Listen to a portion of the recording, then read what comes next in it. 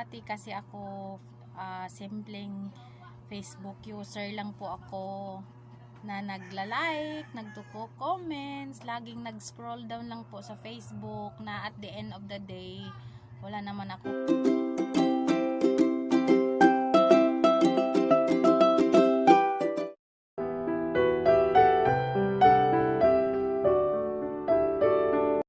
Hello guys, good morning. Welcome to my channel, Anti-Floor Vibes. Please like. Dati kasi ako simpleng Facebook user lang po ako na nagla-like, nagtuko-comments, laging nag-scroll down lang po sa Facebook na at the end of the day, wala naman akong na-earn, hindi ako kumita sa pagchichismis sa pagchichismis doon sa Facebook. Tamang-tama, may kapitbahay ako na may-ari ng mga furniture and home appliances. Yun, nagiging freelance ako doon. Nagpapasalamat ako kay madam na binigyan ako ng opportunity na I realized on my Facebook na I want to add more friends until I reach 5,000 friends. Kaya yung mga simpleng nanay lang dyan na nakaupo-upo na nag-Facebook dyan sa sa bahay, sana makatulong tong yung mga tips ko na naranasan ko na kumita talaga ako sa Facebook. Malaking tulong sa pang-araw-araw ko na mga gastusin. Keep on watching until the end of this video. Friends po doon sa mo. Ilang friends ka na ba doon sa Facebook accounts mo? Pindutin mo yung profile mo. Tapos dito makikita mo yung mo, edit public details. Dito sa left side yung friends ko.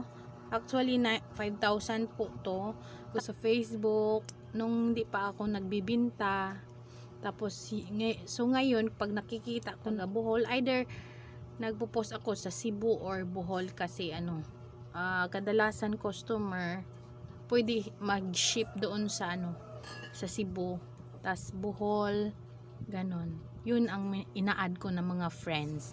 The more yung mga binibenta mo, maraming magtatanong, maraming mga query sa iyo. Ganito po yung paano mag-add po ng mga overseas Filipino worker na mga FB groups.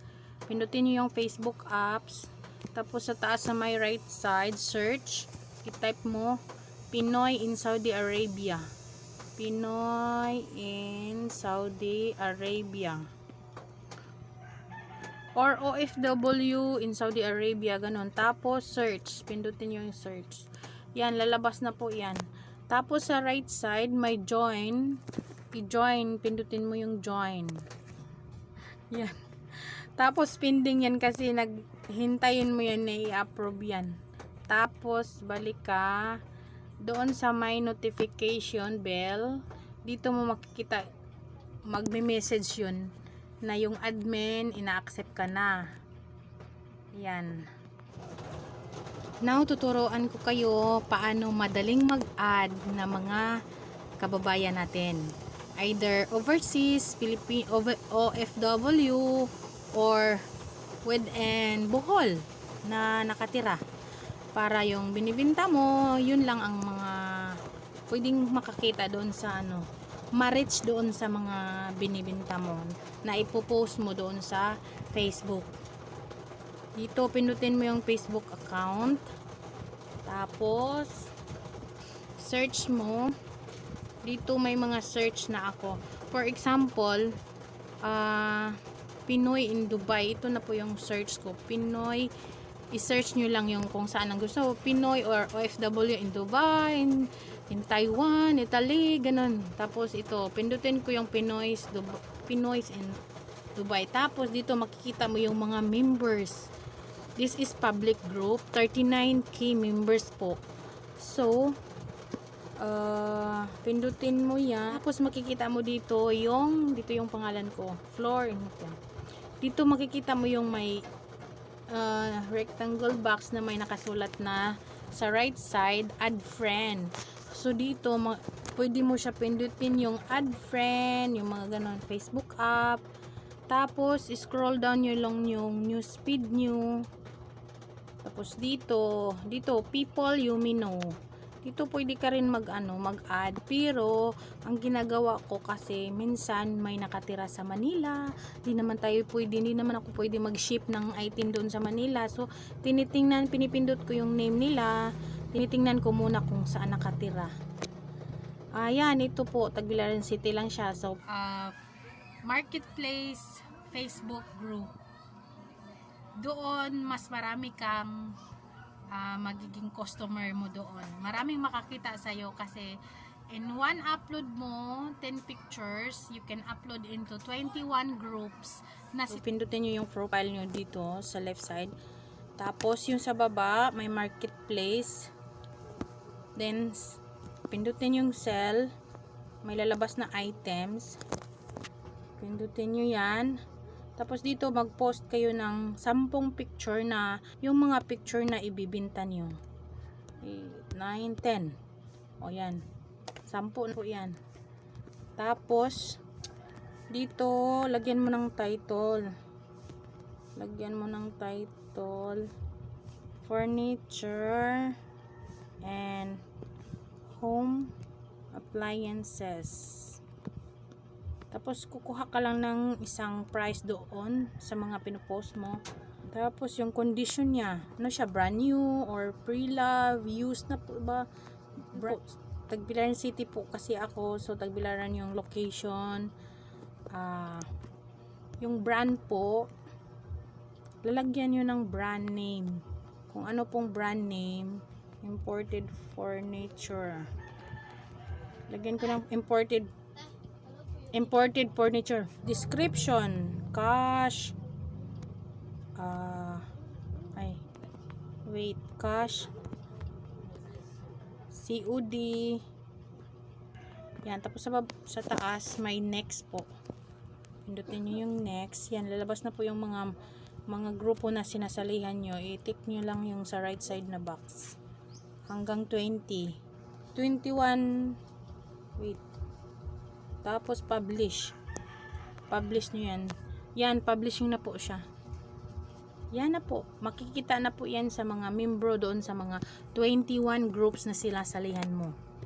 Teka lang, tapos lalabas yung gallery nyo.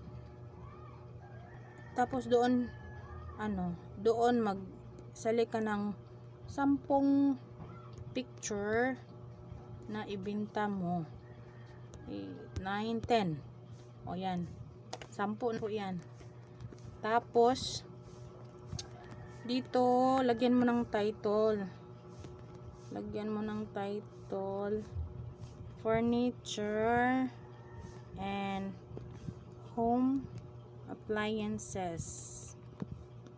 Tapos kukuha ka lang ng isang price doon sa mga pinupost mo. Tapos yung condition niya, ano siya, brand new or pre-love, used na po ba?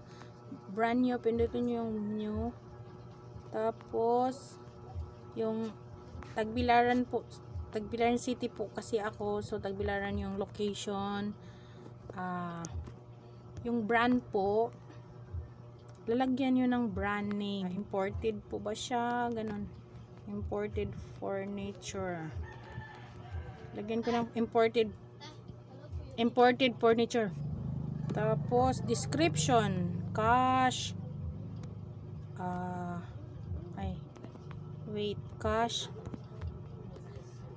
COD, 3 months, good as cash or installment. Sa taas may next po. Pindutin nyo yung next. Yan, lalabas na po yung mga grupo na sinasalihan nyo. I-tick nyo lang yung sa right side na box. Wait. Tapos publish nyo yan. Yan, publishing na po siya. Yan na po, makikita na po yan sa mga membro doon sa mga 21 groups na sila salihan mo.